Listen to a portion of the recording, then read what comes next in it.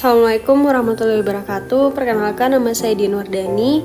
Saya dari jurusan akuntansi. Di sini saya akan menjelaskan mengenai ekuitas. Apa itu ekuitas? Ekuitas adalah hak residual atas aktiva perusahaan setelah dikurangi semua kewajiban.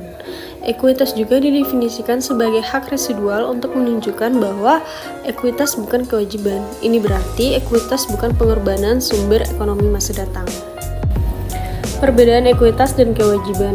Menurut Godfrey Hodgson dan Holmes 1997 membedakan ekuitas dan kewajiban atas dasar kriteria yang pertama hak-hak masing-masing pihak atas penyelesaian klaim, hak penggunaan aset dalam operasi, dan substansi ekonomi perjanjian. Komponen ekuitas pemegang saham itu terdapat dua komponen penting, yaitu modal setoran dan laba ditahan.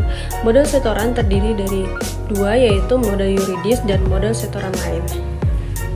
Modal yuridis terdiri dari penerbitan saham baru, kapitalisasi laba ditahan, dividen saham, konversi obligasi, dan pemesanan saham. Modal setoran lain terdiri dari premium modal saham, penjualan saham treasury, penyerapan defisit, deklarasi dividen likuiditas, restrukturisasi, dan revaluasi aset.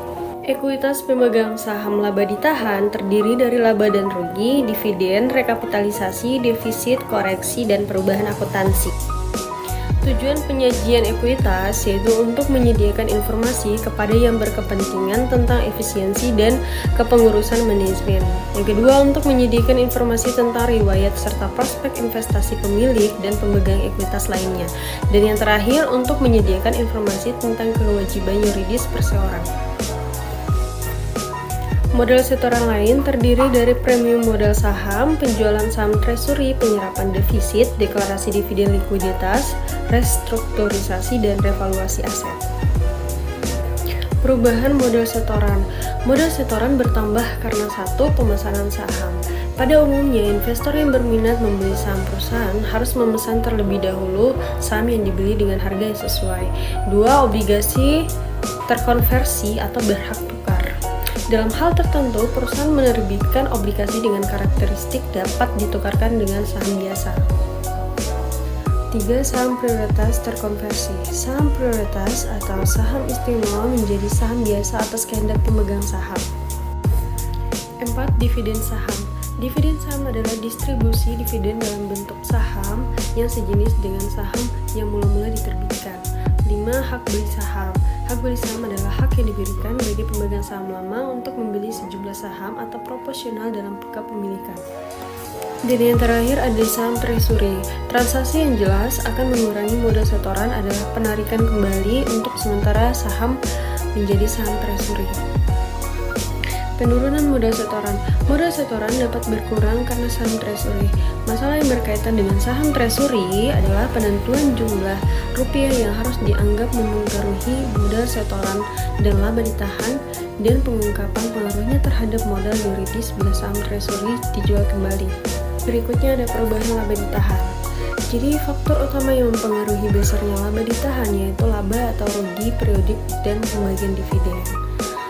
Ada juga transaksi khusus yang dapat mempengaruhi laba yang ditahan adalah transaksi yang tergolong dalam transaksi modal seperti yang diuraikan di atas, yaitu pengaruh beberapa transaksi di atas langsung dimasukkan dalam laba ditahan dan tidak melalui statement laba rugi periode terjadi transaksi tersebut karena transaksi tersebut merupakan transaksi modal. Penyajian ekuitas pemegang saham. Di sini ada urutan penyerapan rugi, yaitu pendapatan kotor, laba bersih, laba ditahan, premium modal saham, dan modal saham. Di sini kita bisa lihat perincian laba ditahan itu terbagi menjadi dua, yaitu perincian atas dasar sumber dan ada perincian atas dasar tujuan penggunaan. Laba komprehensif ini ada dua pendekatan. Yang pertama, laba kinerja sekarang. Pendekatan ini hanya memasukkan ke dalam statement laba rugi pos-pos operasi yang dianggap berkaitan dengan tahun berjalan dan penggunaan aset untuk mencapai tujuan utama. Yang kedua adalah laba semua. Pendekatan ini menekankan pemisahan secara tegas transaksi operasi dalam arti luas dan transaksi modal. Dengan kata lain, yang diperhitungkan sebagai laba dan disajikan melalui statement laba rugi adalah semua pos akibat transaksi non-pemilik.